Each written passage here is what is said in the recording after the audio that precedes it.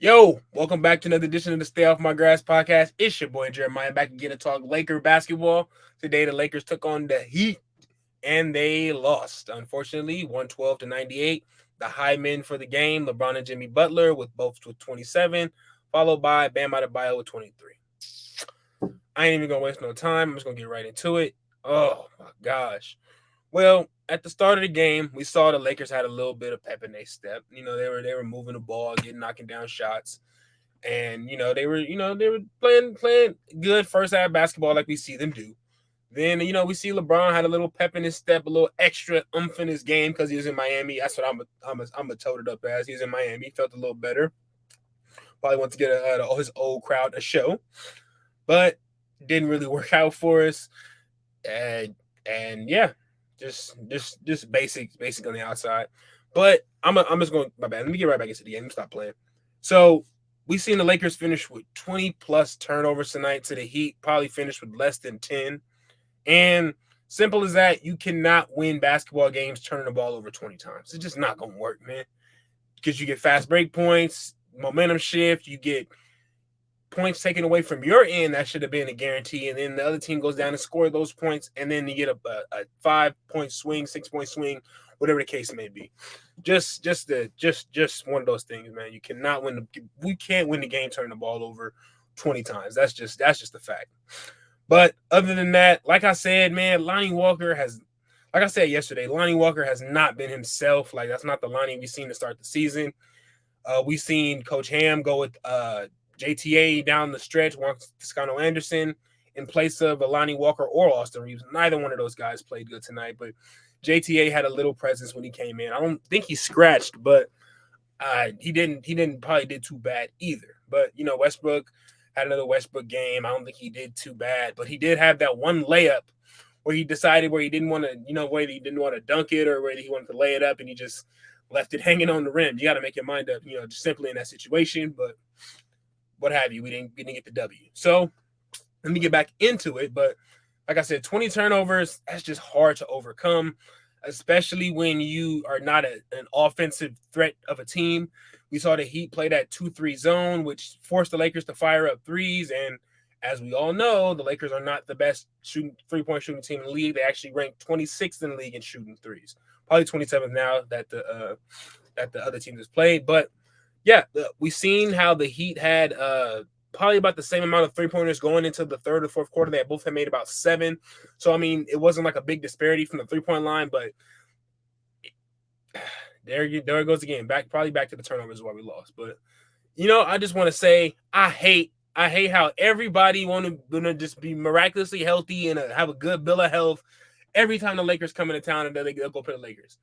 Like Jimmy Butler hadn't played in a few games, Bam hadn't played in a few games, but all of a sudden everybody's healthy to play the Lakers, right? Mm. You need to do some investigation into that because I feel like everybody just hate the Lakers. They want to go out there and just hate the Lakers more and just have put on the show. Everybody in the league gets up to play the Lakers. I don't care who it is, man. Everybody gets up to play the Lakers. You could be sick on your deathbed, having COVID, and all of a sudden, Lakers in town. Yeah, I'm good. I'm playing. That's just how it's been.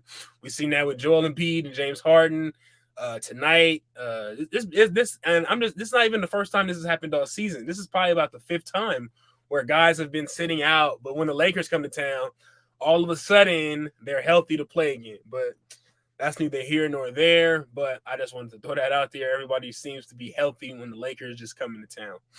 But back to the game. Down the stretch, for a while, the score was locked at 105 to 98, and the Lakers just could not get a bucket. Just couldn't get a bucket. We seen Coach Ham go with the smaller lineup down the stretch. LeBron was guarding Bam, which is okay because Bam isn't really like a towering big man. He's maybe about 6'8", 6'9" on a good day.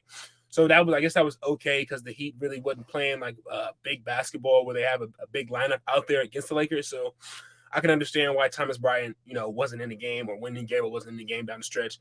And I just see why. But man, why do we leave Patrick Beverly in the game when we know his offense it's not offense. He doesn't have offense. Why do we leave him in the game in stretches of the game where we need points and not defense? Because they're going to give up points either way. I just don't see why we keep leaving Pat in the game. And also, I want to say this. I think Westbrook just coming out the second half should be in the starting lineup.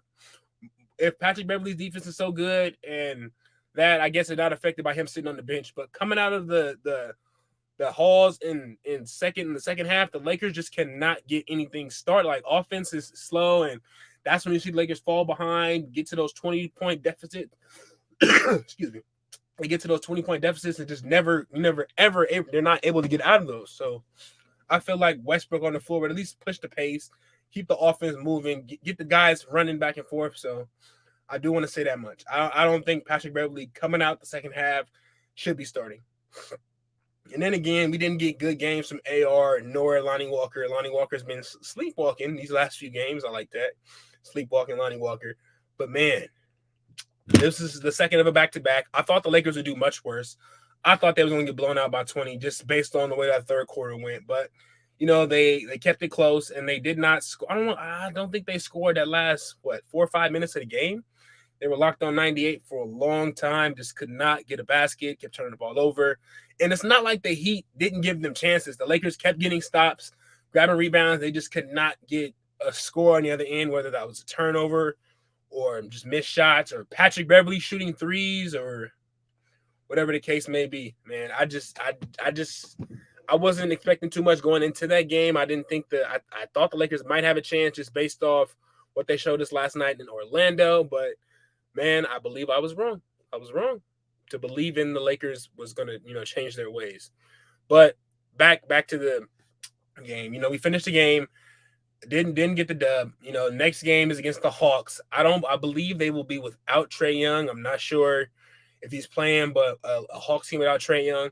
We seen this last year when the Lakers went to go play the Hawks. Lakers were up, and then they just had a third quarter meltdown again.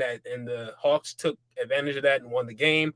Hopefully Friday that's not the case. And then following that one, we also have we don't have any games until New Year's Day or the second day of New Year's against the Hornets. So we're going to complete our trip in the Southeastern Conference, and hopefully we can get some easier wins, or we don't have to work too hard for them. I take that back.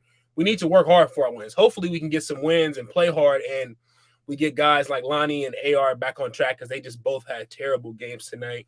I'm not even sure if Austin Reeves ended up not finished. I'm not sure if he ended up scoring in this game, actually. But, man, I think it might be time to just, maybe we can shift Lonnie to the bench. That maybe he'll refocus his game back to where he was playing at a bit of a higher level, the level where he might have been able to get some elite monk money at the end of the season. But I think that's it. Gonna wrap it up, guys. And until next time, man, peace.